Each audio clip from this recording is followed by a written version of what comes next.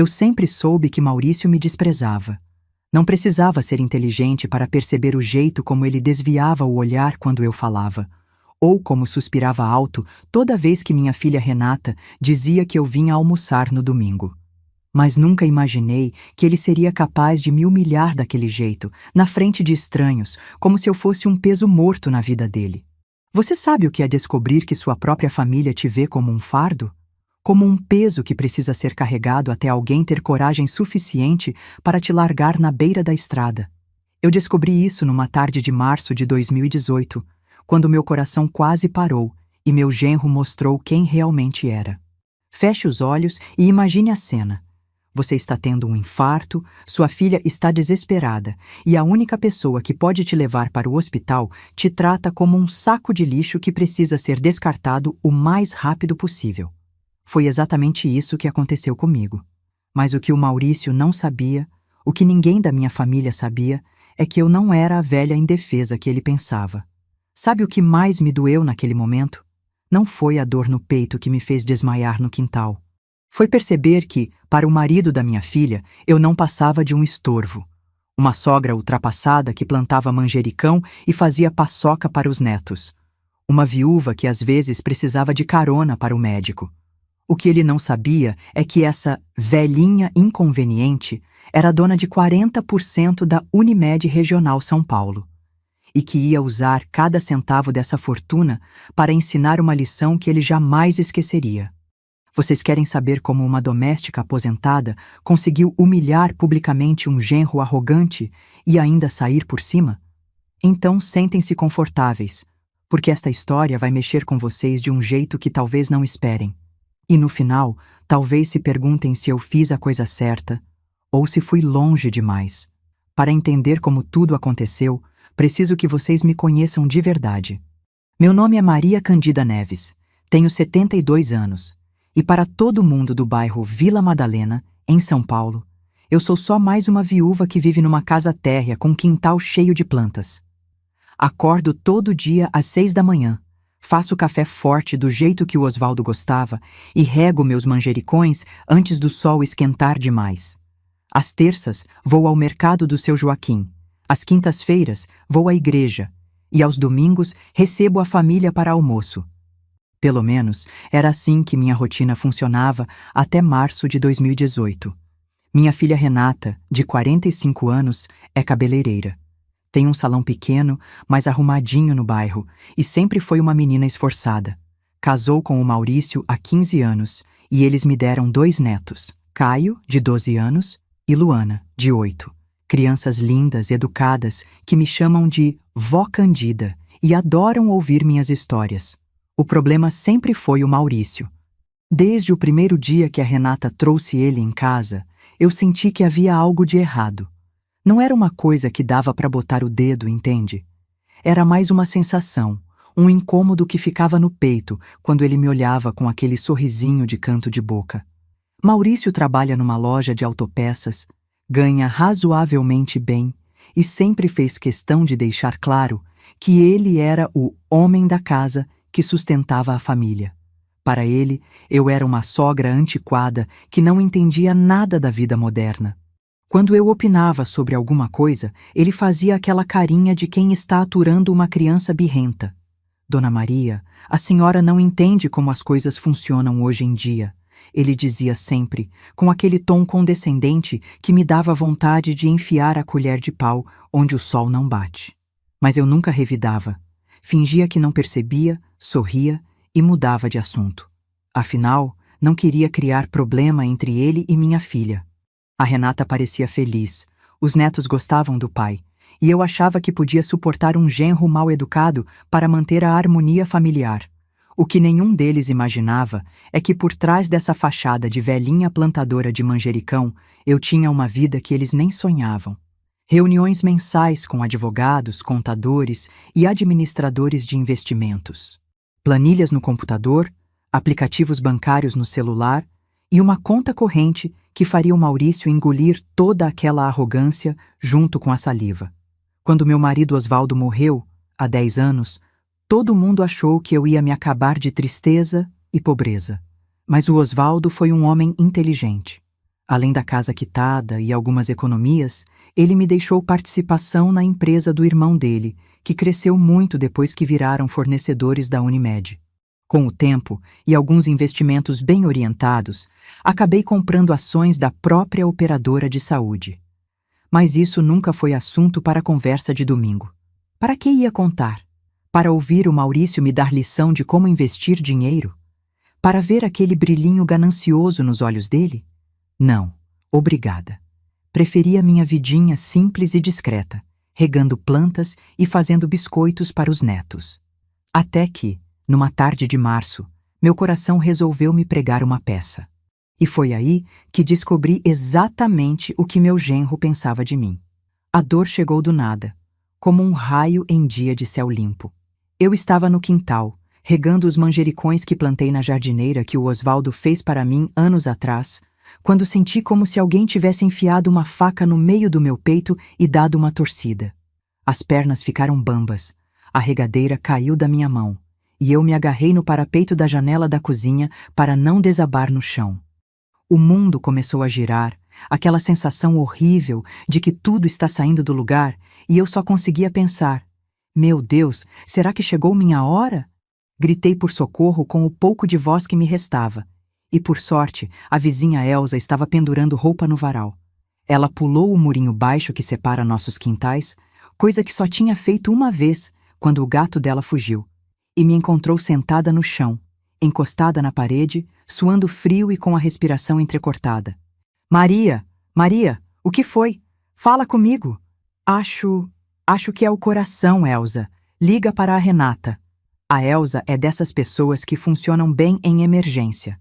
Ligou para o salão da Renata, explicou a situação e ficou comigo fazendo aqueles movimentos que aprendeu no curso de primeiros socorros da igreja. Em 10 minutos, ouvi o barulho do carro freando na frente de casa e logo depois a Renata apareceu correndo, com o rosto branco de susto. Mãe, como a senhora está? Estou viva, consegui falar, tentando fazer uma piada para acalmar ela. Mas a verdade é que eu estava com medo. Muito medo. O Maurício chegou logo atrás, vindo direto do trabalho. Usava aquela camisa azul da loja de autopeças e tinha uma expressão no rosto que eu não conseguia decifrar. Não era exatamente preocupação. Era mais como irritação, como se eu tivesse interrompido alguma coisa importante dele. Vamos logo para o hospital, disse ele, sem nem me perguntar como eu estava. Pega as coisas dela aí, Renata. Eles me ajudaram a entrar no banco de trás do carro. Renata sentou do meu lado, segurando minha mão e repetindo: Calma, mãe, já estamos chegando. Maurício dirigia em silêncio, bufando toda vez que pegava trânsito, como se eu tivesse escolhido ter um infarto justamente para atrapalhar o dia dele. No caminho, eu tentava me concentrar na respiração, como tinha aprendido numas aulas de yoga para a terceira idade que fiz alguns anos atrás. Inspirar devagar, expirar devagar, não pensar na dor. Mas no fundo da mente, uma vozinha incômoda sussurrava: Olha como seu genro está preocupado contigo, Maria. Olha o carinho dele. O Hospital São Camilo estava movimentado naquela tarde de terça-feira. Maurício parou o carro na frente da emergência e disse para Renata descer comigo enquanto ele ia estacionar. Mas antes que ela pudesse abrir a porta, ele falou alguma coisa para minha filha que não conseguia ouvir direito. Ela fez uma cara estranha, assentiu com a cabeça e me ajudou a sair do carro. O que foi que ele disse? Perguntei. Nada não, mãe. Vamos entrando. Mas eu vi que tinha sido alguma coisa. Renata evitou meu olhar e ficou com aquela expressão de quem está escondendo alguma coisa. Ainda bem que naquele momento a dor voltou com tudo, e eu não tive cabeça para insistir no assunto. Na recepção, uma moça jovem de uniforme cor-de-rosa me atendeu com gentileza. Perguntou o meu nome, meus dados, e estava começando a preencher uma ficha quando Maurício apareceu. Renata tinha ido resolver alguma coisa no estacionamento. Pelo menos foi o que ela disse. E foi aí que minha vida mudou para sempre. Maurício se aproximou da recepcionista e, sem olhar para mim, começou a falar num tom que jamais vou esquecer. Olha, essa senhora aqui passou mal. Ela não tem convênio, então vocês se virem aí. Eu trouxe porque sou genro, mas não tenho obrigação nenhuma. Eu fiquei paralisada. não pela dor no peito, que até tinha diminuído um pouco. Fiquei paralisada pela frieza, pela desumanidade daquelas palavras. Como se eu fosse um objeto que ele tinha trazido para conserto e agora queria se livrar o mais rápido possível. A recepcionista ficou sem graça, me olhou com aquela piedade que dói mais do que qualquer remédio amargo e perguntou baixinho: A senhora não tem nenhum familiar que possa... Responsável é a filha dela, cortou Maurício. Eu só dei a carona. Só dei a carona. Como se eu fosse uma desconhecida que ele pegou no ponto de ônibus. Como se 15 anos de almoços de domingo, de aniversários, de natais, não valessem nada. Como se eu não fosse a mãe da mulher que ele dizia amar. Naquele momento, algo se quebrou dentro de mim. Não foi só meu coração que quase parou naquele dia. Foi também minha ilusão de que, no fundo, Maurício tinha algum respeito por mim. Foi a ingenuidade de achar que família era família, independente de sangue ou documento. E foi aí que tomei uma decisão que mudaria nossa relação para sempre. Quando o doutor Fernando Cardoso apareceu na recepção, eu ainda estava processando o choque da humilhação. Um homem de uns 40 anos, cabelo grisalho nas têmporas, jaleco impecável e aquele jeito sério mais gentil que os bons médicos têm. Ele me examinou com cuidado, pediu alguns exames preliminares e, quando foi preencher a ficha de internação, fez a pergunta que mudou tudo. A senhora tem algum convênio médico? Eu olhei bem nos olhos do Maurício, que estava encostado na parede mexendo no celular com aquela cara de quem tinha pressa de ir embora, e falei com a voz mais firme que consegui. Tenho sim, doutor. Unimed Premium. Maria Candida Neves. O rosto do médico mudou completamente quando ele digitou meu nome no sistema. Os olhos se arregalaram. Ele olhou para mim, depois para a tela, depois para mim de novo, como se não acreditasse no que estava vendo. A senhora é a Maria Candida? A proprietária? Sou eu mesma. O que aconteceu depois foi como assistir um filme em câmera lenta. O médico chamou a supervisora, que chamou o diretor administrativo, que apareceu em 5 minutos com aquele sorriso de quem acabou de descobrir que está na presença de alguém muito importante. Maurício parou de mexer no telefone e ficou olhando toda aquela movimentação, ainda sem entender nada. Eu podia ver a confusão crescendo no rosto dele. Aquela expressão de quem está tentando encaixar as peças de um quebra-cabeças muito complicado. Dona Maria? Disse o diretor administrativo, um homem elegante de terno cinza. A senhora vai para o quarto VIP imediatamente. E qualquer coisa que precisar, qualquer coisa mesmo, é só mandar me chamar. Foi nessa hora que vi meu genro engolir seco. Renata chegou correndo, preocupada com toda aquela confusão, e eu expliquei baixinho para ela enquanto me levavam para o elevador privativo. O rosto da minha filha passou por várias expressões: surpresa, orgulho e depois uma raiva surda quando ela entendeu exatamente o que o marido tinha feito. No quarto VIP, que mais parecia suíte de hotel 5 estrelas, fiquei sozinha por alguns minutos, fingindo descansar enquanto minha mente trabalhava a 1000 por hora. Maurício tinha me humilhado na frente de estranhos, tratado como lixo que precisava ser descartado o mais rápido possível. E agora descobria que eu não era a velha inconveniente que ele pensava. Peguei meu celular, um iPhone que comprei no ano anterior e que sempre escondi da família para não ouvir palpites, e comecei a fazer algumas ligações estratégicas. Primeira para o Dr. Henrique Monteiro, meu advogado. Segunda para a Miriam, minha contadora. Terceira para o Carlos Eduardo, administrador dos meus investimentos. Dr. Henrique, sou Maria Candida. Preciso que o senhor me faça um favor urgente. Quero saber tudo sobre a situação financeira do meu genro. Maurício Silva Santos. Tudo mesmo. Empréstimos, financiamentos, dependentes no plano de saúde. Pode ser? Claro, dona Maria. Algum problema familiar? Digamos que eu descobri algumas coisas hoje que me deixaram preocupada. Com a Miriam, pedi para ela levantar todas as informações sobre os benefícios corporativos que minha família recebia em função da minha participação na Unimed. Planos de saúde com desconto especial, parcerias com laboratórios, consultas prioritárias, coisas que eles usufruíam há anos sem nem imaginar por quê. E com o Carlos Eduardo, solicitei um relatório detalhado dos meus ativos. Queria números exatos, valores atualizados, tudo documentado. Porque estava na hora da minha família descobrir quem realmente eu era. Enquanto esperava os resultados dos exames cardíacos, fiquei observando o movimento do hospital através da janela do meu quarto. Médicos, enfermeiros, pacientes, todos tratando uns aos outros com um mínimo de respeito e humanidade. E pensei em como Maurício tinha me tratado na recepção, como se eu fosse um fardo, um problema que ele queria resolver o mais rápido possível. Renata apareceu na porta do quarto com os olhos vermelhos. Tinha chorado, obviamente. Mãe, eu não sabia. Juro que não sabia que o Maurício tinha falado aquilo. Mas você ouviu quando voltou do estacionamento, não foi? Ela baixou os olhos. Ouvi. E não disse nada. Eu fiquei em choque. Não sabia como reagir. Entendi que minha filha estava numa situação difícil, casada há 15 anos com 2 filhos, dependente financeiramente do marido. Não era fácil confrontar alguém nessas circunstâncias, mas isso não diminuía a decepção que senti. Renata, senta aqui do meu lado. Ela se aproximou da cama, ainda com aquela cara de criança que aprontou alguma coisa. Filha, você me conhece há 45 anos. Eu já te decepcionei alguma vez? Nunca, mãe. Então confia em mim agora. Algumas coisas vão mudar na nossa família. E pode ser que no começo pareça que estou sendo muito dura, mas é para o bem de todos vocês. Na manhã seguinte, doutor, Henrique me ligou com um relatório que confirmou minhas piores suspeitas. Maurício estava com as finanças mais apertadas do que imaginava.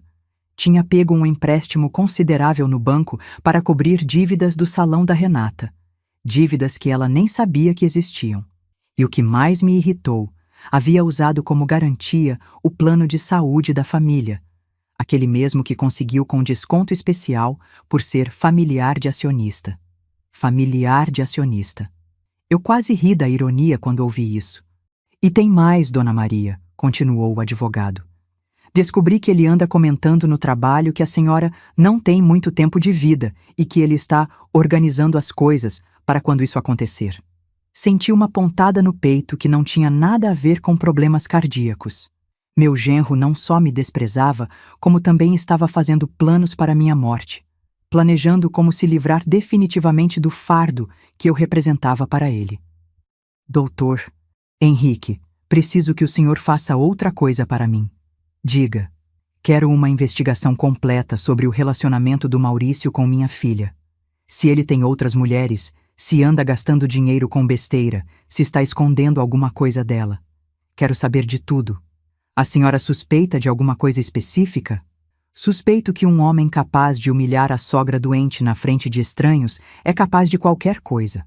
2 dias depois, voltei para casa com a recomendação médica de repouso absoluto e acompanhamento cardiológico regular. Os exames mostraram que não tinha sido um infarto, mas um episódio de angina causado por estresse emocional. O médico disse que eu estava bem, mas precisava evitar situações muito tensas. Se ele soubesse o que eu estava planejando, teria me internado para o resto da vida. Maurício apareceu em casa no domingo seguinte para o almoço tradicional, como se nada tivesse acontecido. Cumprimentou os meninos, beijou Renata e me deu aquele tchauzinho de longe que sempre me dava, como se eu fosse uma tia distante que ele mal conhecia. Durante o almoço, fiquei observando ele interagir com a família. Com os netos, era carinhoso e atencioso. Com Renata, demonstrava afeto genuíno. Comigo, mantinha aquela cordialidade fria e distante de sempre, como se eu fosse parte da mobília da casa. Vó Candida, disse o Caio, meu neto mais velho. O papai falou que a senhora ficou doente e teve que ir para um hospital chique. Chique? Perguntei, olhando diretamente para o Maurício. Ele engoliu o pedaço de picanha que estava mastigando e respondeu sem me olhar nos olhos. Ah, eu só comentei que o hospital era bem arrumado. E por que a senhora foi para um hospital chique, vó? Insistiu a Luana. Maurício se adiantou. Porque a vovó tem um plano de saúde bom. Eu sorri. Na verdade, meus amores, a vovó não tem um plano de saúde bom. A vovó é dona de uma parte do plano de saúde. O silêncio que se fez na mesa foi ensurdecedor. Renata parou com o garfo no meio do caminho para a boca. Os meninos me olharam com aquela cara de quem não entendeu nada, e Maurício, Maurício ficou pálido. Como assim, vó? Perguntou Caio. Significa que quando o papai de vocês precisa de médico, ele paga mais barato porque a vovó é sócia da empresa. Significa que quando vocês vão ao pediatra, não precisam esperar na fila porque a vovó tem privilégios especiais. Significa que a vovó não é só uma velha que planta manjericão. Maurício tentou disfarçar, mas eu via que estava calculando, tentando entender as implicações do que acabara de ouvir. As peças do quebra-cabeças finalmente se encaixando na cabeça dele. Mãe, disse Renata baixinho, por que a senhora nunca contou isso? Porque nunca precisei, filha. Até agora. Naquela mesma tarde, depois que todos foram embora, recebi uma ligação que confirmou minhas suspeitas mais sombrias. Era o detetive particular que Dr. Henrique havia contratado para investigar Maurício. Dona Maria, encontrei algumas coisas que a senhora precisa saber. Fale. Seu genro tem uma conta bancária que sua filha não conhece e tem gastado dinheiro significativo com uma mulher chamada Jéssica, de 28 anos, que trabalha numa loja de roupas femininas no shopping. Senti o sangue gelar nas veias, não pela traição em si. Desconfianças desse tipo eu já tinha há tempo, mas pela confirmação de que Maurício era exatamente o tipo de homem que eu imaginava. Covarde, mentiroso e interesseiro. Há quanto tempo? Pelos registros bancários, cerca de 8 meses. Jantares caros, presentes, até uma viagem para Campos do Jordão no mês passado. Sua filha disse que ele tinha ido a um curso de capacitação da empresa. 8 meses. Enquanto isso, Renata trabalhava de sol a sol no salão para ajudar a pagar as contas de casa, e eu era tratada como um fardo inútil nos almoços de domingo. E tem mais, continuou o detetive. Conversei com alguns colegas de trabalho dele. Maurício anda comentando que está cansado da vida familiar e que quando a velha morrer, as coisas vão ficar mais fáceis. Palavras dele, Dona Maria. Desliguei o telefone e fiquei sentada na poltrona da sala por muito tempo, olhando para o quintal onde meus manjericões balançavam com o vento da tarde. Pensei em todas as vezes que engoli desaforos, que fingi não ver a falta de respeito, que me fiz de surda para não criar problemas entre ele e minha filha. Pensei também na Renata, trabalhando duro sem saber que o marido gastava dinheiro dela com outra mulher. Nos meus netos, que admiravam um pai que, na verdade, era um mentiroso compulsivo. Em mim mesma, que por anos permiti ser tratada como cidadã de segunda classe na minha própria família. Naquele momento, algo mudou dentro de mim. Não foi uma mudança súbita, como nos filmes.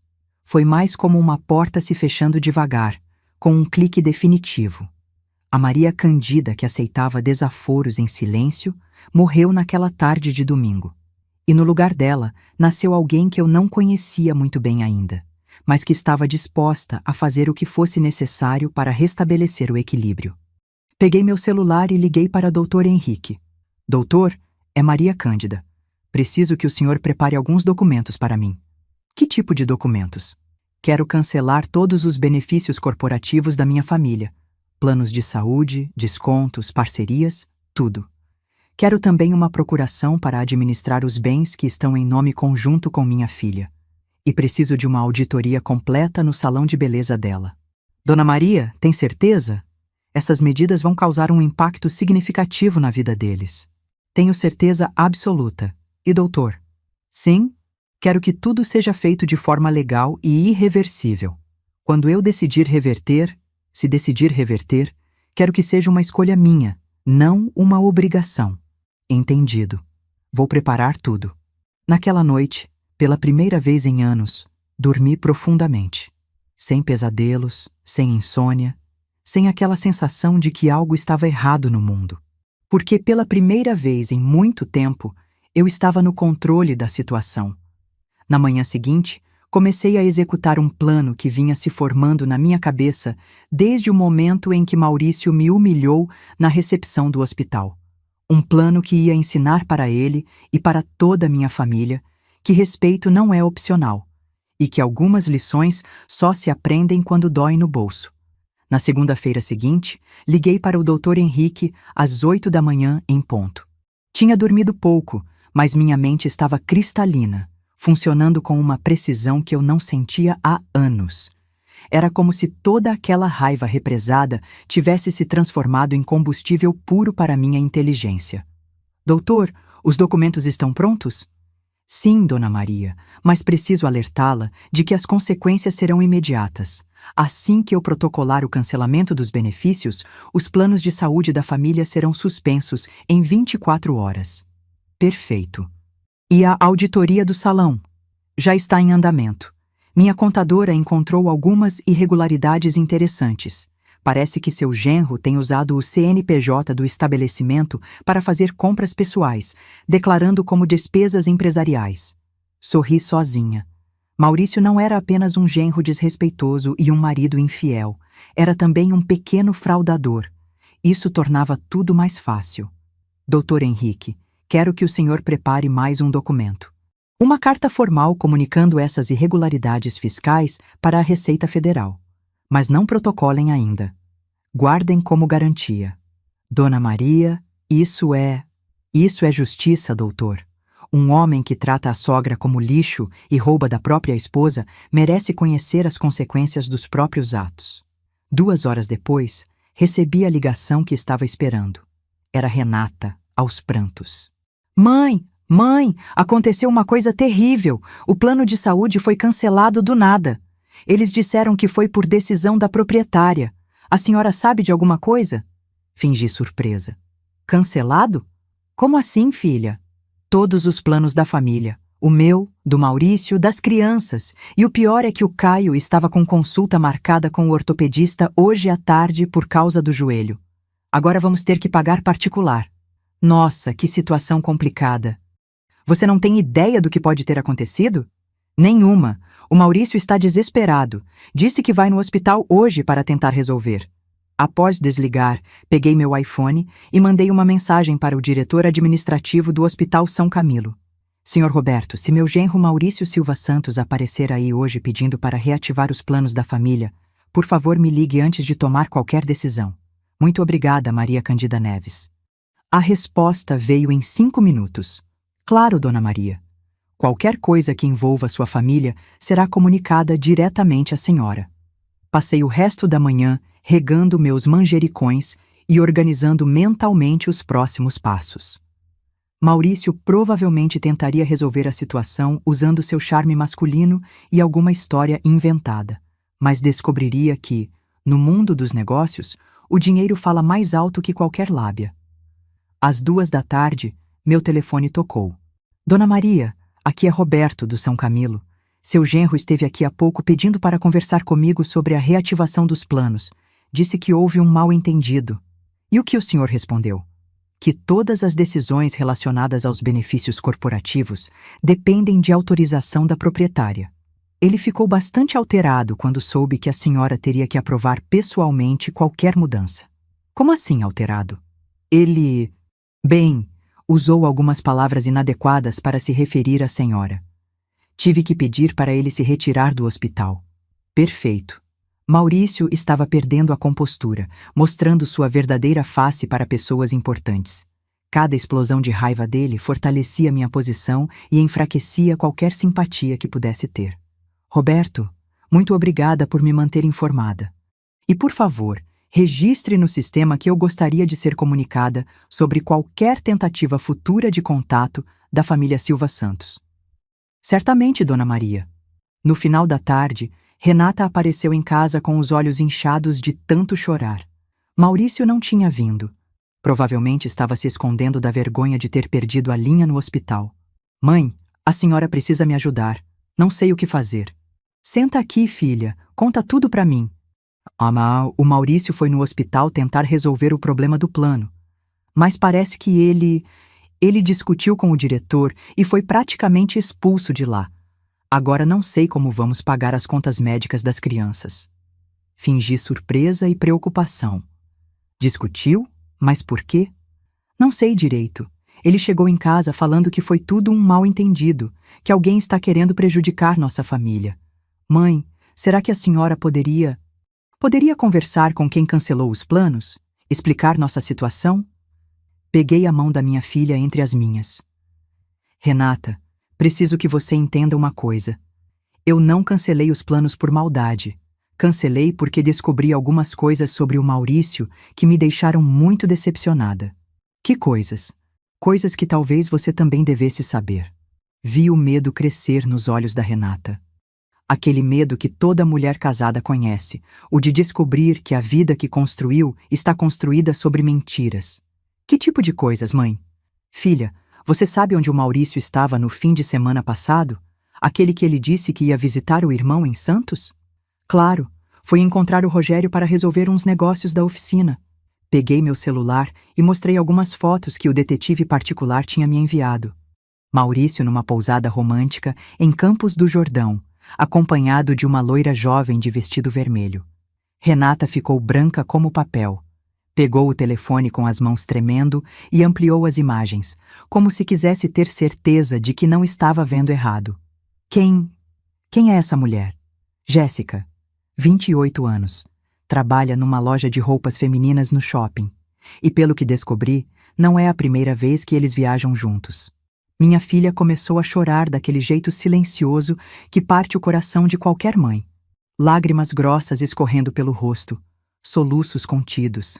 Aquela respiração entrecortada de quem está tentando não desmoronar completamente. Há quanto tempo a senhora sabe?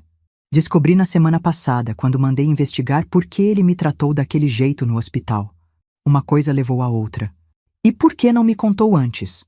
Porque você precisava descobrir por si mesma que tipo de homem você casou. Se eu tivesse chegado aqui contando essa história, você ia achar que era invenção de sogra ciumenta. Renata ficou em silêncio por vários minutos, olhando as fotos no celular. Eu podia ver os pensamentos passando pela cabeça dela, relembrando viagens misteriosas, telefonemas estranhos, mudanças de comportamento que ela tinha ignorado ou justificado.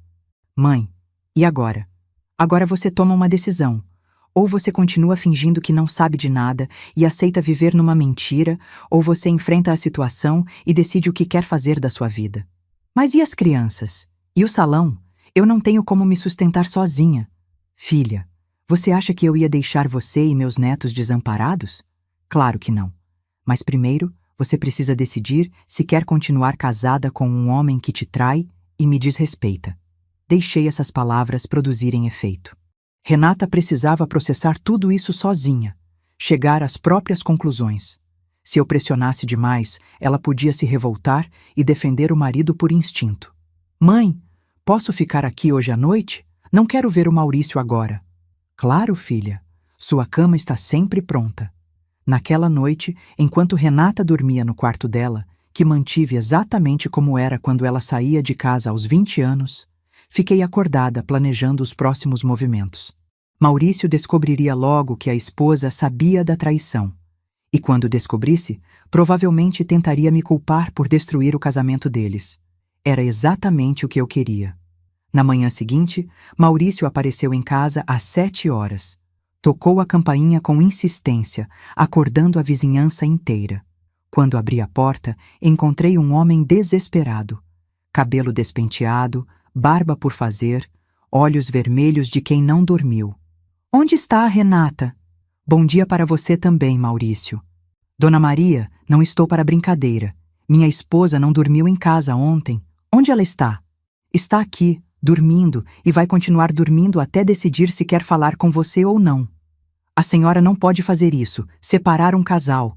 Eu não separei ninguém, Maurício. Você que fez isso quando resolveu passar o fim de semana em Campos do Jordão com sua namoradinha. Vi o sangue sumir do rosto dele. Por um momento, pensei que fosse desmaiar ali na minha porta. Como a senhora... Como eu soube? Maurício, você me subestima há 15 anos. Acha que uma mulher que conseguiu construir um patrimônio sozinha não seria capaz de descobrir as mentiras de um genro covarde? Ele tentou entrar na casa, mas bloqueei a passagem. A senhora não entende. Eu posso explicar tudo. Não precisa explicar nada para mim. Precisa explicar para sua esposa, se ela quiser ouvir. Dona Maria, pelo amor de Deus, eu sei que cometi erros, mas a família não pode se separar por causa disso. Por causa disso? Maurício, você me tratou como lixo na frente de estranhos. Traiu minha filha, roubou o dinheiro do salão dela e ainda tem coragem de falar que o problema é por causa disso? Suas pernas ficaram bambas quando mencionei o roubo. Era óbvio que não esperava que eu soubesse também dessa parte. Eu não roubei nada. 43 mil reais em compras pessoais declaradas como despesas da empresa. Isso tem nome na lei, Maurício. Chama-se apropriação indébita. A senhora vai me denunciar? Sorri. Um sorriso frio, calculado, que deixou claro que agora eu estava no controle da situação. Isso vai depender de como você se comportar daqui para frente. Durante os 3 dias seguintes, Maurício tentou de tudo para reverter a situação. Ligou para mim dezenas de vezes, mandou flores, até apareceu com os netos numa tentativa desesperada de me amolecer. Mas eu estava determinada a levá-lo ao limite antes de decidir se merecia uma segunda chance. Renata ficou na minha casa durante esse período, tentando decidir o que fazer com o casamento. Via minha filha lutando entre o amor que ainda sentia pelo marido e a decepção das traições descobertas. Era doloroso assistir, mas necessário. Algumas lições só se aprendem sofrendo. Na quinta-feira, recebi uma ligação inesperada. Era o patrão do Maurício, dono da loja de autopeças. Dona Maria, aqui é Sebastião Oliveira, chefe do Maurício. A senhora tem um minuto? Claro, seu Sebastião. O que aconteceu? É que o Maurício está numa situação muito complicada aqui no trabalho. Não consegue se concentrar, está atendendo mal os clientes. E hoje pela manhã discutiu com um fornecedor importante. Ele comentou que está com problemas familiares sérios. Entendo. Dona Maria, não é da minha conta, mas o Maurício é um bom funcionário quando está bem. Será que a senhora poderia conversar com ele? Tentar resolver esse problema familiar? Era interessante ver como as pessoas reagiam quando Maurício estava sob pressão. O homem arrogante e controlador que me desrespeitava em casa se transformava num funcionário problemático no trabalho. A pressão estava funcionando. Seu Sebastião, vou ser honesta com o senhor. Meu genro me desrespeitou gravemente, traiu minha filha e ainda por cima andou fazendo umas coisas erradas com dinheiro. Não sou eu que preciso resolver problema familiar. É ele que precisa consertar o que quebrou. Nossa, Dona Maria, não sabia que era assim tão sério. É sério, sim. Mas diga para ele que se vier aqui em casa conversar comigo, com humildade e honestidade, talvez possamos encontrar uma solução. Na sexta-feira à noite, Maurício finalmente apareceu. Estava magro, abatido, com aquela aparência de quem perdeu o chão sob os pés. Renata estava na sala assistindo televisão com os meninos quando ele chegou. Posso entrar? Pode, respondeu minha filha, mas sem olhar para ele. Maurício cumprimentou os filhos, que correram para abraçá-lo. Crianças não entendem de traições e desrespeitos adultos, e depois se dirigiu a mim. Dona Maria, preciso conversar com a senhora. Então vamos conversar, aqui mesmo, na frente da família. Preferia que fosse reservado. Maurício, os problemas foram criados publicamente. Vão ser resolvidos publicamente também. Ele olhou para Renata, que continuava fingindo assistir ao programa de auditório, e depois se sentou na poltrona em frente ao sofá onde eu estava. Dona Maria, eu quero pedir desculpas. Por quê? Pelo que eu falei no hospital. Não foi certo. E só? Maurício engoliu seco. E por outras coisas que eu fiz. Que outras coisas? A senhora sabe. Eu sei. Mas você precisa falar, na frente da sua esposa e dos seus filhos. O silêncio que se fez na sala foi pesado como chumbo. Renata finalmente desligou a televisão e olhou diretamente para o marido. Os meninos perceberam que algo sério estava acontecendo e ficaram quietos no tapete onde estavam brincando. Eu traí a Renata. A voz dele saiu quase num sussurro, mas todos ouviram. Caio, de 12 anos, perguntou: Traiu como, papai? Mas Renata fez sinal para ele ficar quieto. E usei dinheiro do salão para coisas pessoais. Que tipo de coisas pessoais? Presentes, jantares, viagens. Para quem? Para outra pessoa. Renata começou a chorar. Luana, de 8 anos, se aproximou da mãe e perguntou por que ela estava triste. Era uma situação terrível para as crianças, mas necessária. Elas precisavam entender que ações têm consequências, que pessoas adultas são responsáveis por suas escolhas. Maurício, eu disse, olha nos meus olhos. Ele obedeceu, relutante. Você acha que merece perdão? Eu espero que sim. Por quê? Porque eu amo minha família. Porque foi um erro. Porque não vai acontecer de novo. Como você pode ter certeza? Porque agora eu entendi. Entendi que posso perder tudo. Era exatamente a resposta que eu queria ouvir. Maurício não estava pedindo perdão por remorso genuíno. Estava pedindo perdão por medo das consequências. E homens que agem por medo são mais fáceis de controlar. Durante o fim de semana, deixei Maurício suar frio. Não dei nenhuma resposta definitiva sobre o perdão. Não falei sobre reativar os planos de saúde. Não mencionei as questões financeiras. Deixei ele no vazio, sem saber qual seria seu destino. Segunda-feira de manhã, liguei para Dr. Henrique. Doutor, chegou a hora do confronto final. Prepare todos os documentos, as evidências da traição, os comprovantes da apropriação indébita e os contratos de reativação dos benefícios. Mas também prepare um segundo conjunto de papéis. Que tipo de papéis? Uma representação formal na Receita Federal sobre as irregularidades fiscais, um boletim de ocorrência por apropriação indébita e uma ação de divórcio com pedido de pensão alimentícia e divisão de bens. Dona Maria, doutor, não vou usar esses documentos necessariamente, mas quero que o Maurício saiba que eles existem. Quero que ele entenda que, a partir de agora, sua vida familiar depende de ele me tratar com o respeito que mereço. E se ele não concordar? Então minha filha vai descobrir que é muito mais forte do que imagina. E meus netos vão aprender que algumas vezes é melhor ter um pai ausente do que um pai mentiroso. Na terça-feira à noite, marquei uma reunião formal na minha casa. Chamei Maurício, Renata, Dr. Henrique e até a vizinha Elza como testemunha. Queria que tudo fosse documentado, oficial, irreversível. Maurício chegou pontualmente às 8 horas, de terno e gravata, como se fosse a uma entrevista de emprego. De certa forma, era exatamente isso. Estava sendo entrevistado para continuar fazendo parte da minha família. Maurício, senta ali. Indiquei a cadeira em frente à mesa da sala de jantar, onde havia disposto todos os documentos que Dr. Henrique tinha preparado. Renata se sentou do meu lado direito, Dr. Henrique do meu lado esquerdo e Elza numa cadeira próxima à parede. O ambiente estava tenso como uma corda de violão prestes a arrebentar. Antes de começarmos, eu disse, quero deixar claro que tudo que for dito aqui hoje será documentado e testemunhado. Maurício, você concorda em participar desta conversa? Concordo, ele respondeu, mas a voz estava trêmula. Muito bem. Dr. Henrique, por favor, apresente os fatos. Meu advogado abriu a primeira pasta e começou a ler metodicamente. Maurício Silva Santos, RG 12.345.668-9, CPF 123.456.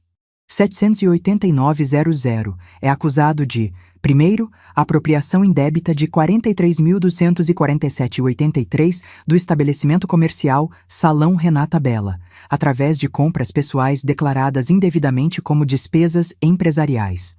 Segundo, adultério confesso, praticado contra sua esposa Renata Silva Santos. Terceiro, desrespeito grave contra Maria Candida Neves, sogra do acusado, incluindo abandono moral durante emergência médica. Maurício ficou cada vez mais pálido conforme Dr. Henrique falava.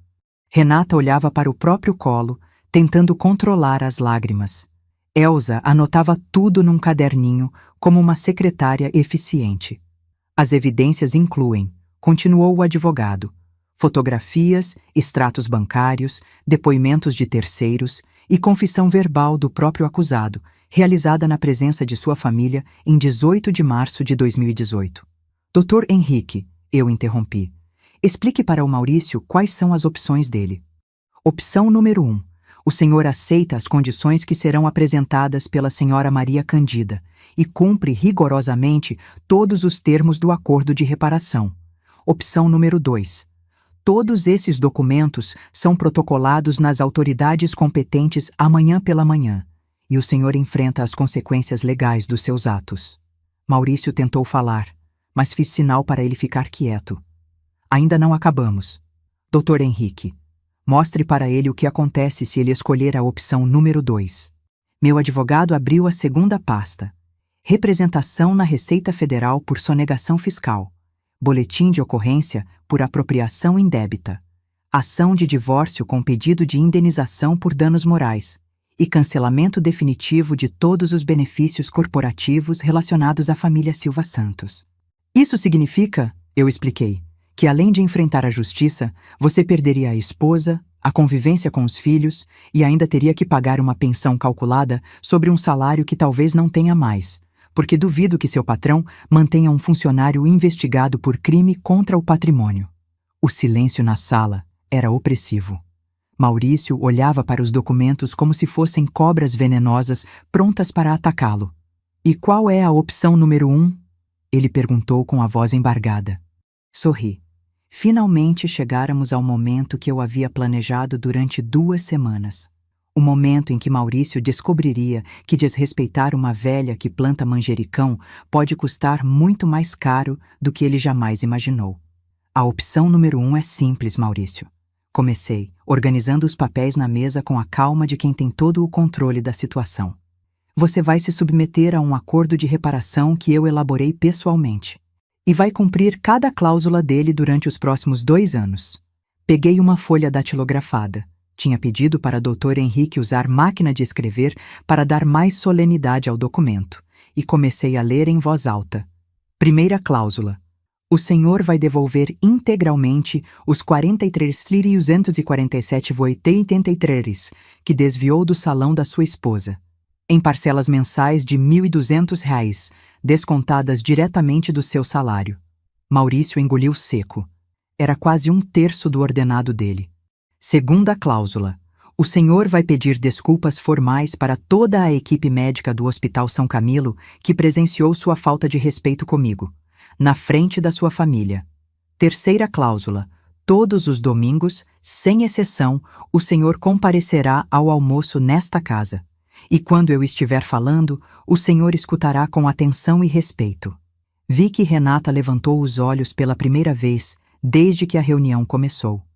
Havia uma mistura de surpresa e admiração no rosto dela. Quarta cláusula. O senhor jamais, em hipótese alguma, voltará a ter contato com a senhora Jéssica ou qualquer outra mulher que não seja sua esposa. E para garantir isso, sua esposa terá acesso total às suas contas bancárias, extratos do cartão de crédito e localização do seu celular. Quinta cláusula. O senhor fará terapia de casal com minha filha por no mínimo 1 ano, às suas custas. Sexta cláusula. O senhor nunca mais se dirigirá a mim sem usar senhora antes do meu nome. E sempre que chegar nesta casa, me cumprimentará com um beijo no rosto e perguntará se preciso de alguma coisa. Maurício estava vermelho de vergonha e raiva contida. Podia ver que queria explodir, mandar tudo às favas, recuperar sua dignidade masculina ferida. Mas também podia ver que estava calculando as consequências de cada opção. E por último, continuei, sétima cláusula. Se o senhor descumprir qualquer uma dessas condições, todos os documentos da pasta número 2 serão protocolados imediatamente, sem discussão, sem segunda chance. Deixei o acordo sobre a mesa e me recostei na cadeira. O senhor tem 5 minutos para decidir, Maurício. Depois disso, a oferta expira. Durante esses 5 minutos, pude observar a luta interna que acontecia na cabeça do meu genro. De um lado, o orgulho ferido, a revolta de ter que se submeter às condições de uma velha mandona. Do outro, o medo das consequências, a possibilidade real de perder tudo o que tinha construído. Renata olhava alternadamente para mim e para o marido, ainda sem acreditar completamente no que estava presenciando. A mãe dela, que sempre engolira desaforos em silêncio, estava dominando completamente a situação. Dr. Henrique cronometrava o tempo no relógio de pulso. Elsa continuava anotando tudo, fascinada com o desenrolar dos acontecimentos. Quando faltavam 30 segundos, Maurício finalmente falou. Eu aceito as condições. Todas elas? Todas. Incluindo a parte das desculpas públicas no hospital? Sim. E você entende que se descumprir qualquer cláusula, perderá sua família e ainda enfrentará processo criminal? Entendo. Muito bem, eu disse. Então vamos começar agora mesmo. Doutor. Henrique, O senhor trouxe o que eu pedi? Meu advogado sorriu e tirou de dentro da pasta uma pequena gravadora digital. Maurício, quero que você repita, para ficar registrado, exatamente o que disse sobre mim na recepção do hospital. Palavra por palavra. Dona Maria, Senhora Maria, Senhora Maria. Eu não me lembro exatamente. Eu me lembro. O senhor disse: essa senhora aqui passou mal. Ela não tem convênio, então vocês se virem aí. Eu trouxe porque sou genro, mas não tenho obrigação nenhuma. Confirma? Maurício baixou a cabeça. Confirmo. E agora quero que você explique para sua esposa e seus filhos, que vão ouvir essa gravação depois, por que tratou a avó deles dessa forma. Eu estava nervoso, com pressa, não pensei direito. Mentira. O senhor me trata com desrespeito há 15 anos. Só nunca imaginou que eu fosse capaz de reagir. Não é verdade? Silêncio. Responda, Maurício. É verdade. Por que me desrespeitava? Porque eu achava que a senhora era só o quê? Só uma sogra chata que não entendia da vida moderna. Renata soltou um gemido abafado. Ouvir o marido confessando sua ignorância e preconceito estava sendo doloroso para ela também. E quando descobriu que eu era proprietária de 40% da Unimed Regional São Paulo, o que o senhor sentiu? Fiquei assustado. Por quê? Porque percebi que tinha subestimado a senhora. Subestimado como? Achei que a senhora era uma velha sem recursos, sem conhecimento, sem poder. E agora o senhor entende que estava errado? Entendo. Desliguei o gravador e olhei diretamente nos olhos dele. Maurício, vou te contar uma coisa que talvez te ajude a entender quem eu realmente sou. Quando meu marido morreu, todo mundo achou que eu ia me acabar. Uma doméstica viúva, 3 filhos para criar, sem estudo superior. Mas sabe o que eu fiz? Ele balançou a cabeça negativamente. Estudei. Aprendi a mexer com o computador aos 60 anos. Fiz cursos de administração e contabilidade. Li livros sobre investimentos até os olhos sangrarem. Transformei a pequena herança que o Osvaldo me deixou numa fortuna que vocês nem imaginam. Peguei meu celular e mostrei a tela do aplicativo do banco. Sabe quanto tem nesta conta, Maurício? 2.400.000 reais.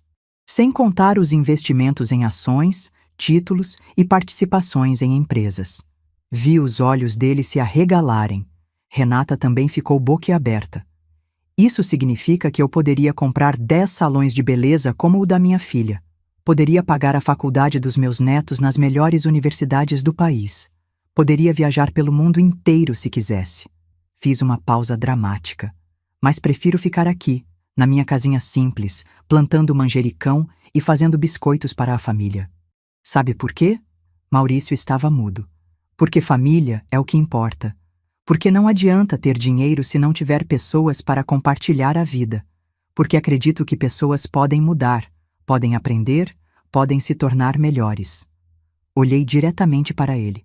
Mas essa é a última chance, Maurício. A última vez que vou acreditar na possibilidade de mudança. Se me decepcionar de novo, não haverá dinheiro no mundo que me faça perdoar. Agora, continuei, vamos executar a primeira parte do acordo. Dr. Henrique, por favor, ligue para o Hospital São Camilo e marque uma reunião para amanhã às 14h, com toda a equipe que estava presente no dia da minha internação. Já está agendado, Dona Maria. Maurício pareceu encolher na cadeira. Tem que ser amanhã mesmo? Quanto mais rápido, melhor. Desaforo público se conserta com desculpa pública. Na manhã seguinte, me arrumei com mais cuidado que o normal. Vesti meu conjunto azul marinho mais elegante, penteei o cabelo no salão da Renata, que estava funcionando normalmente desde que reativei os benefícios familiares. E até passei um batom discreto. Quando Maurício apareceu para me buscar, estava visivelmente nervoso. Usava o terno que reservava para casamentos e formaturas, mas suas mãos tremiam quando segurou o volante. Senhora Maria, ele disse durante o trajeto, o que exatamente a senhora quer que eu fale? A verdade. Que me tratou mal por preconceito, que pediu desculpas e nunca mais vai acontecer. E se eles perguntarem por que eu fiz aquilo? Você responde com honestidade. que achou que podia me desrespeitar porque me via como uma pessoa sem importância. No hospital, o diretor administrativo nos recebeu pessoalmente. Tinha reunido toda a equipe que estava de plantão no dia da minha internação. Dr. Fernando, a recepcionista, 2 enfermeiras e até o segurança que havia presenciado a cena. Dona Maria, disse o diretor, é uma honra recebê-la novamente em nossa instituição. Obrigada, Roberto. Como expliquei por telefone, meu genro gostaria de fazer um esclarecimento sobre o que aconteceu na semana passada. Maurício se posicionou no centro da sala, com todos os profissionais formando um semicírculo ao redor dele. Podia ver que estava suando, mesmo com o ar-condicionado ligado. Eu vim aqui para pedir desculpas pelo que aconteceu no dia 15 de março, começou ele, com a voz trêmula. Quando trouxe minha sogra para atendimento de emergência, eu a tratei de forma desrespeitosa e inadequada. Dr. Fernando se adiantou.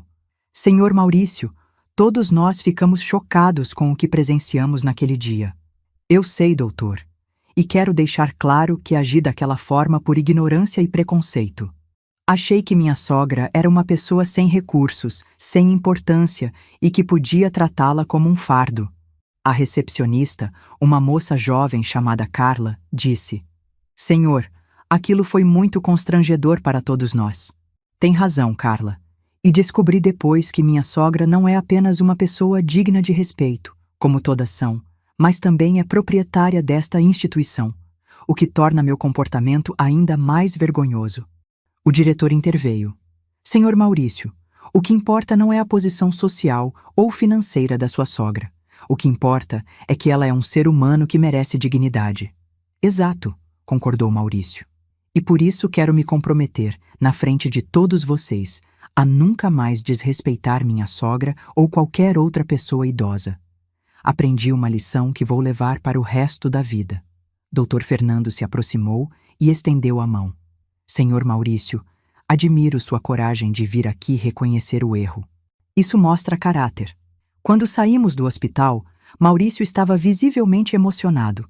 No carro, ele ficou em silêncio por alguns minutos antes de falar. Senhora Maria, posso fazer uma pergunta? Pode. Por que a senhora não me contou antes que era rica, que tinha esse poder todo? Sorri e olhei pela janela, vendo São Paulo passar lá fora com seu trânsito caótico e sua vida pulsante. Maurício, se eu tivesse contado, você me respeitaria pelo que tenho ou pelo que sou? Ele ficou pensativo. Provavelmente pelo que a senhora tem. Pois é. E esse não é o tipo de respeito que eu quero. Quero que me respeitem porque sou uma pessoa que merece respeito. Porque sou a mãe da sua esposa, a avó dos seus filhos, alguém que viveu muito e tem experiência para compartilhar. Entendi. Espero que sim, Maurício. Porque de agora em diante, nossa relação vai ser baseada em respeito mútuo genuíno, não no medo das consequências ou na ganância por benefícios. Quando chegamos em casa, Renata estava nos esperando com um almoço especial.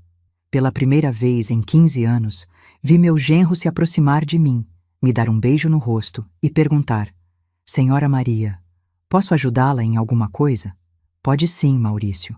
Pode me ajudar a pôr a mesa. E depois pode me contar como foi seu dia no trabalho. Durante o almoço, observei minha família reunida. Maurício estava diferente, mais humilde, mais atencioso. Renata parecia aliviada, como se um peso tivesse saído de seus ombros. Os netos brincavam normalmente, felizes por ter os pais juntos de novo. Não era o final perfeito dos contos de fadas. Maurício provavelmente levaria tempo para mudar completamente, se é que mudaria. Renata precisaria reconstruir a confiança no casamento. E eu teria que manter vigilância constante para garantir que os acordos fossem cumpridos. Mas era um começo. E às vezes, um começo já é uma vitória. Naquela tarde, enquanto regava meus manjericões, pensei em tudo o que tinha acontecido. 3 semanas antes, eu era uma sogra desrespeitada e ignorada. Hoje, era uma matriarca respeitada e temida. Tinha usado meu poder financeiro como uma arma, minha inteligência como estratégia e minha paciência como virtude. Será que tinha feito a coisa certa? Será que tinha sido muito cruel? Essas perguntas provavelmente me acompanhariam por muito tempo, mas quando vi Maurício se aproximar do quintal e perguntar, genuinamente interessado, sobre como plantar manjericões, soube que pelo menos tinha plantado uma semente de mudança. E às vezes é tudo que uma velha vingadora pode fazer. Hoje faz exatamente 6 meses desde aquela tarde de março que mudou tudo. Estou aqui no meu quintal, regando os manjericões como sempre fiz, mas sou uma pessoa completamente diferente da mulher que desmaiou entre essas plantas meio ano atrás. Maurício cumpriu rigorosamente todas as cláusulas do nosso acordo. Todos os domingos, sem falta, ele aparece às 11h30 da manhã, me cumprimenta com um beijo no rosto e pergunta se preciso de alguma coisa. Durante o almoço, quando falo, ele escuta com atenção genuína, ou pelo menos finge muito bem. Já devolveu metade do dinheiro que desviou do salão, e as prestações chegam certinhas na conta da Renata, todo dia 5. A terapia de casal está funcionando. Minha filha parece mais confiante, mais dona de si mesma. Descobriu que tem voz ativa no casamento e não precisa aceitar qualquer coisa em nome da harmonia familiar.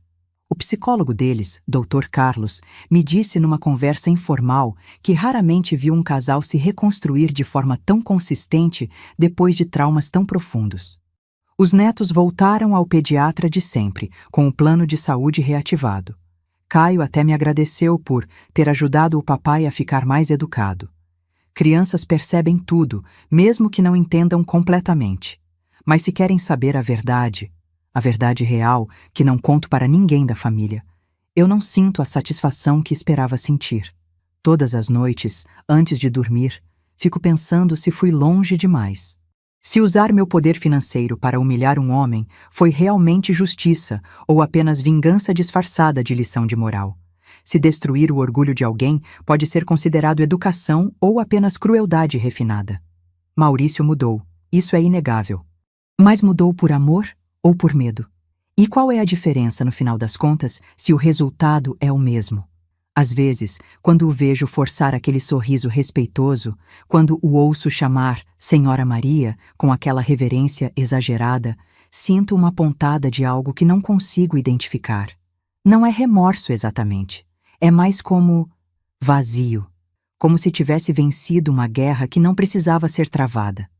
A vizinha Elsa, que agora me trata como uma celebridade local depois de testemunhar todo o confronto, sempre comenta: Maria, você deu uma lição e tanto naquele genro arrogante. Ele mereceu. Será que mereceu? Ou será que eu me transformei exatamente no tipo de pessoa que sempre critiquei? Alguém que usa o poder para intimidar os mais fracos? Porque no final das contas, Maurício sempre foi mais fraco que eu. Não financeiramente apenas, mas intelectualmente, emocionalmente. Um homem de inteligência mediana, educação limitada, que se sentia importante diminuindo outros. E eu, com minha experiência de vida, minha paciência estratégica, minha rede de contatos profissionais, era uma adversária desproporcional para ele. Foi uma luta justa? Ou foi como um adulto brigando com uma criança? Essas reflexões me atormentam especialmente durante as madrugadas, quando acordo às 3 da manhã e não consigo voltar a dormir. Fico na cozinha, tomando chá de camomila, olhando pela janela para o quintal onde tudo começou. O que mais me perturba não é o que fiz com Maurício, é o que descobri sobre mim mesma no processo. Descobri que sou capaz de frieza calculista que jamais imaginei possuir, que posso planejar a destruição psicológica de alguém com a mesma metodicidade com que organizo uma receita de bolo, que consigo sentir prazer, sim, prazer, ao ver um homem arrogante implorar por misericórdia. Isso me assusta. Porque se fui capaz disso com Maurício, do que mais seria capaz se alguém me ferisse de forma ainda mais profunda? Durante esses 6 meses, outras pessoas da família e do bairro começaram a me tratar de forma diferente. Há uma mistura de respeito e medo nos olhos delas, como se eu fosse uma bomba-relógio disfarçada de vovozinha inofensiva. Meu filho Roberto, que mora em Curitiba, veio me visitar mês passado e comentou: Mãe, o que houve com a senhora? A Renata me contou umas coisas. A senhora mudou. E é verdade. Mudei. A Maria Cândida que engolia desaforos morreu naquele hospital. A que nasceu no lugar dela é mais forte, mais respeitada, mais temida. Mas também é mais solitária, mais desconfiada, mais fria. Antes, quando meus netos vinham me visitar, eles corriam direto para meus braços e começavam a contar segredos, fazer perguntas bobas, pedir para eu inventar histórias. Agora, eles me cumprimentam educadamente, como se eu fosse uma diretora de escola rígida. Respeitam, mas perdemos aquela intimidade espontânea. Mesmo Renata mudou comigo. Continua carinhosa, claro, mas há uma distância nova entre nós. Como se ela tivesse descoberto que sua mãe é capaz de coisas que uma filha preferiria não saber. O único que não mudou foi meu João de Deus, o canário. Continua cantando todas as manhãs, alheio às complexidades morais da vida humana. Às vezes, invejo essa simplicidade. Semana passada, estava organizando papéis antigos quando encontrei uma carta que o Osvaldo escreveu para mim pouco antes de morrer. Uma carta que esqueci que existia, guardada numa caixa junto com fotografias e documentos. Nela, meu marido dizia: Maria, você sempre foi a pessoa mais gentil que conheci. Mesmo quando outros te machucavam, você respondia com bondade. Essa é sua maior força, meu amor. Nunca perca isso. Chorei quando li. Chorei, porque percebi que talvez tenha perdido exatamente aquilo que o Osvaldo mais amava em mim. Será que ele ficaria orgulhoso da mulher que me tornei? Ou ficaria decepcionado ao descobrir que sua Maria Gentil se transformou numa matriarca calculista que usa o dinheiro como instrumento de controle? Não tenho certeza, e essa incerteza me corrói por dentro. O que sei é que consegui o que queria: respeito dentro da minha própria família. Maurício nunca mais me desrespeitará. Renata valoriza mais minha opinião, os netos me veem como uma figura de autoridade. Mas será que era isso mesmo que eu queria? Ou será que o que realmente desejava era apenas ser amada genuinamente, sem precisar usar o medo como mediador? Vocês que estão me ouvindo provavelmente se perguntam se faria tudo de novo. Se tivesse outra chance, se conhecesse o preço emocional que pagaria, escolheria o mesmo caminho? A resposta é sim. E isso é o que mais me assombra, porque aprendi algo sobre mim mesma nesses 6 meses. Eu gosto do poder. Gosto de ver o respeito nos olhos das pessoas quando descobrem quem eu realmente sou. Gosto de saber que posso mudar a vida de alguém com uma simples decisão financeira. Isso me torna uma pessoa má? Ou apenas me torna humana? Vocês sabem qual foi o momento mais revelador de toda essa história? Não foi quando humilhei Maurício no hospital. Não foi quando o forcei a aceitar meu acordo. Foi há 3 semanas, quando o João do mercado, aquele que me vende verduras há 10 anos, descobriu através da vizinhança que eu era a dona da Unimed. Ele sempre me tratou bem, sempre reservava as melhores frutas para mim, sempre perguntava pela família. Mas naquele dia, pela primeira vez, vi medo nos olhos dele. Medo de que eu pudesse prejudicá-lo de alguma forma se ele não me agradasse. E senti prazer com aquele medo. Um prazer escuro, perturbador, mas real. Foi nesse momento que entendi completamente o que tinha me tornado. Uma velha poderosa que as pessoas respeitam mais por intimidação do que por afeto genuíno. A questão é, isso me incomoda o suficiente para mudar? Honestamente? Não sei, porque poder é viciante. Respeito é sedutor. E depois de passar 70 anos da minha vida sendo subestimada, diminuída, tratada como mobília, confesso que estou gostando de ser temida. Maurício continua cumprindo nosso acordo religiosamente. Mas às vezes percebo um brilho de ressentimento nos olhos dele, uma raiva contida que ele disfarça muito bem. E me pergunto, o que acontecerá quando ele se cansar de representar o genro arrependido? Quando decidir que já pagou o suficiente pelos próprios erros? Será que tentará algum tipo de vingança? Será que tentará virar o jogo contra mim?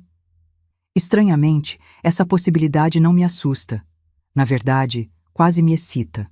Como se eu tivesse gostado tanto do confronto que estivesse esperando o próximo round. E isso é doentio. Eu sei que é doentio. Mas talvez seja tarde demais para voltar atrás. Talvez, quando você prova do gosto do poder, não consegue mais viver sem ele. Renata está grávida. Descobrimos na semana passada. Vai ser meu 5º neto, uma menina. Ela quer colocar o nome de Candida em minha homenagem. Fiquei emocionada quando ela me contou, mas também fiquei preocupada. Que tipo de avó essa criança vai ter? A vovó gentil que fazia biscoitos e contava histórias, ou a matriarca temida que resolve conflitos através de chantagem financeira? E que tipo de mundo estou criando para essa família? Um mundo onde as pessoas se respeitam por amor ou por medo? Essas são perguntas que não consigo responder. E talvez essa incerteza seja minha verdadeira punição. Deixem-me contar uma última coisa. Algo que não compartilhei nem com Renata. Semana passada, recebe uma ligação de uma mulher desconhecida. Ela se apresentou como Jéssica. Sim, a mesma Jéssica que teve o caso com Maurício. Dona Maria, ela disse, eu sei que não deveria ligar para a senhora, mas preciso falar. O que você quer? Quero pedir desculpas. Não sabia que Maurício era casado quando tudo começou. Ele me disse que estava separado. Típico. Maurício não tinha coragem nem para ser honesto com a amante. E por que está me ligando agora? Porque ele voltou a me procurar. Ontem. Disse que estava cumprindo um teatro para a família, mas que logo tudo voltaria ao normal. Senti o sangue gelar nas veias. Não de surpresa. Eu sempre soube que a mudança dele poderia ser superficial, mas de raiva pura. E o que você respondeu? Que não queria mais nada com ele. Que um homem capaz de enganar a esposa e mentir para a amante não prestava para nada. Desliguei o telefone e fiquei sentada na cozinha por horas, digerindo essa informação.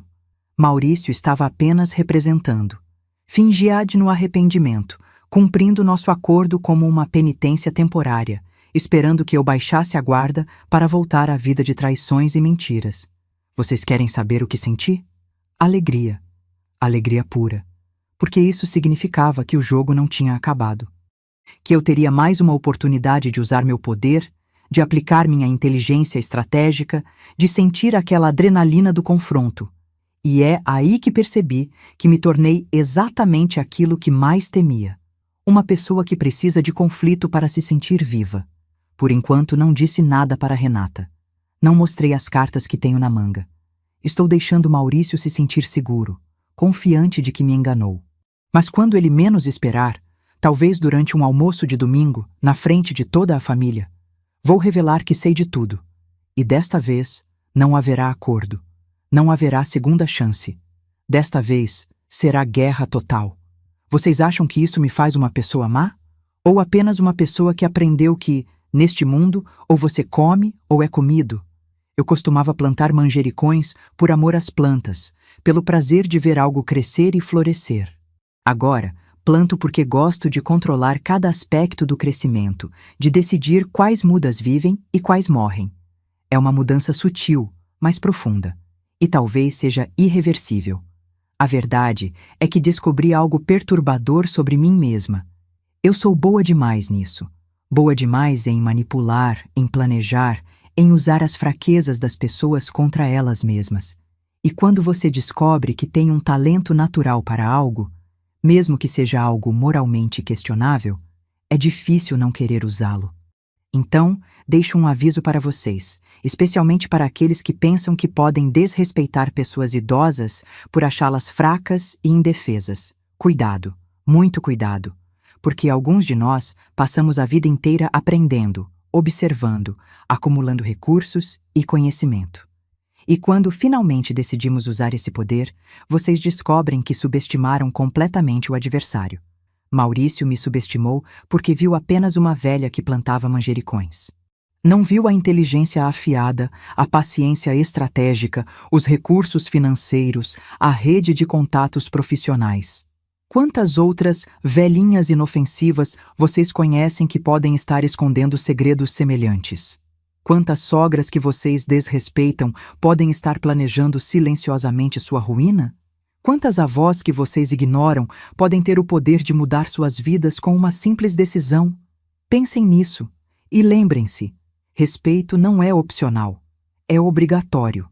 Porque a próxima vez que pisarem em alguém achando que essa pessoa é fraca demais para reagir, vocês podem descobrir que se enganaram completamente e quando isso acontecer, pode ser tarde demais para pedir desculpas.